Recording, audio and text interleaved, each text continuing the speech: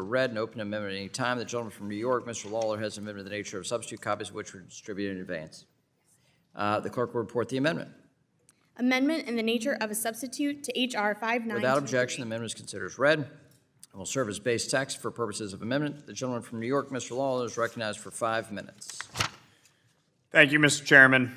I appreciate you calling up my legislation, the Iran-China Energy Sanctions Act. Iran is exporting around 1.5 million barrels of petroleum per day, its highest level in 4 years. Around 80% of those exports go to China, providing Tehran with revenues that keep the regime afloat and enable Iran's sponsorship of terrorism abroad. As we saw during the October 7th attack by Hamas against Israel, it is long overdue to cut off Iran's ability to finance terrorist proxies around the world. H.R. 5923 targets small, independent Chinese oil refiners, so-called teapots, which have been driving China's purchases of Iranian crude. Unlike state-owned refineries that have retreated from the market, teapots are less exposed to blocking sanctions and deal in more limited quantities. However, teapots aren't completely beyond our reach. The United States also wields secondary sanctions that punishes foreign financial institutions that work with Iran's banks in order to deal in Iranian crude. Under current law, these dealings can be sanctioned when a foreign bank engages in significant transactions. The modifier significant appears frequently in our sanctions law, and for good reason. It gives the Treasury Department appropriate discretion to go after meaningful trade and focuses its resources on the worst actors. But limiting ourselves to the big fish doesn't work when it comes to Iran's collaboration with teapot refiners. There are more than 40 such refiners, and they may not have economic ties to the U.S. that would make them wary of sanctions. This is where my bill comes in. And Chinese and other foreign financial institutions that work with teapots do deal with the U.S. financial system. Therefore, my bill expands the law's definition of significant transaction to ensure that any dealings they have with Iran's sanctioned financial institutions, including the Iranian Central Bank, will lead to the closure of their correspondent accounts in our country. H.R. 5923 requires the Treasury Department to make annual sanctions determinations for Chinese banks. These banks will have to force the refiners to deal with the exit of the Iranian oil trade or risk losing their access to the U.S. dollar. These secondary sanctions complement the SHIP Act, a bill that I authored and recently passed through the House that would impose sanctions on ports and refineries that take in petroleum from Iran. I was pleased to see the House pass this bill with broad bipartisan support. Mr. Chairman, I believe the right strategy to confront Iran's petroleum exports needs to address China from two sides. We need to enforce primary sanctions against Chinese firms that trade in oil, but when they fly under the radar, we have to force China's own banks to cut them off. And that is what H.R. 5923 does. Iran remains classified as the world's leading state sponsor of terrorism, and its longstanding support for Hamas must end. That means attacking Tehran's ability to leverage oil exports to obtain hard currency, period. H.R. 5923 underscores that we will target foreign entities, large and small, in pursuit of this objective. Mr. Chairman, I just came back from a bipartisan trip to Israel, and we met with Prime Minister Netanyahu and Defense Minister Gallant and the U.S. Ambassador to Israel, Jack Lew. We met with the families of the hostages of the terrorist attack on October 7th, and we watched a 21-minute version of the video that members of Congress were shown this morning in a classified setting. I don't know how anyone could watch that video and see the barbaric destruction that was ravaged against Israel and the Jewish people and not understand that we are dealing with evil that must be confronted and combated at every turn. Not only must Hamas be eliminated, but we must confront the unholy alliance between Iran, China, Russia, as they seek to undermine the free world, as they wage war in Ukraine against Israel. We cannot be a bunch of Neville Chamberlains. This moment calls for us to be Winston Churchill. Victory at all costs. I yield back.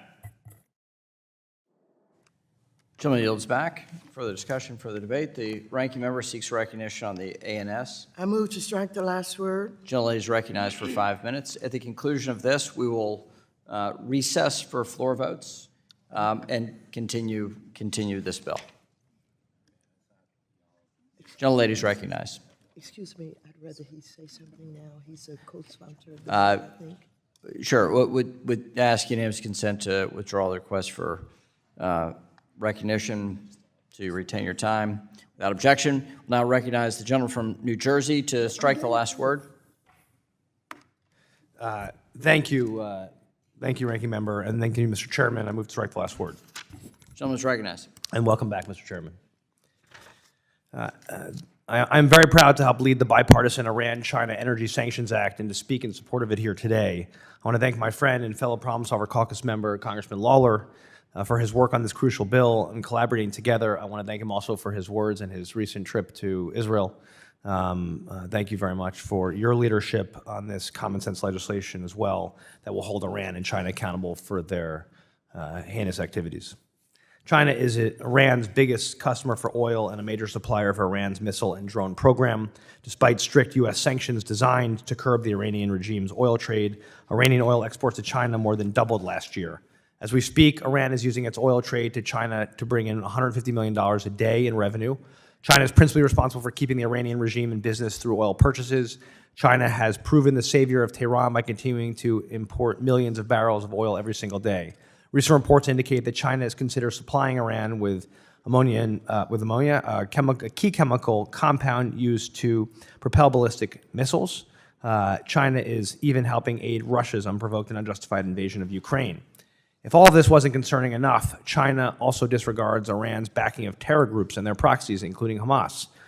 On October 7th, Hamas terrorists invaded Israel and brutally murdered, raped, burned alive, decapitated, and kidnapped more than 1,200 innocent babies, children, men, women, and elderly, including Americans. I saw the classified footage this morning, and I don't think I'll ever be able to unsee that, and I would urge all of my colleagues to take the time to view it.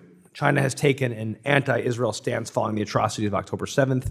The Chinese Foreign Ministry has repeatedly declined to use the words Hamas or terrorism and refused to acknowledge the fact that Israel was attacked by Hamas. Hamas relies on support from the Iranian regime, the leading state sponsor of terror. As Iran deepens its ties to China and Russia, we are reminded that they cannot be trusted and must be held accountable. Iran has directly or through their terrorist proxies, including Hamas, Hezbollah, Palestinian Jihad, killed hundreds of Americans and attacked our bases and our allies in the region. All this is why we must pass the Bipartisan Iran-China Energy Sanctions Act to cut off sources of funding to Iran. As Congressman Lawler so artfully explained, this bipartisan legislation expands sanctions to cover Chinese financial institutions that purchase petroleum products from Iran. The bill also requires an annual determination as to whether Chinese financial institutions have engaged in sanctionable conduct.